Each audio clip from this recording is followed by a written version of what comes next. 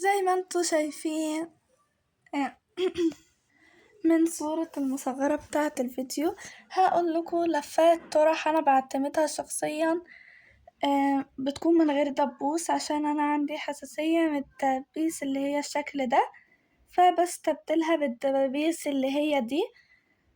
فهقول لكم طرح بنعملها ازاي. بتكون حلوة برضو وشكلها جميل وبتكون احسن من اللي فيها دبوس، ده من رأيي الصراحة. ويلا كملوا الفيديو عشان تشوفوا الحاجة. باي.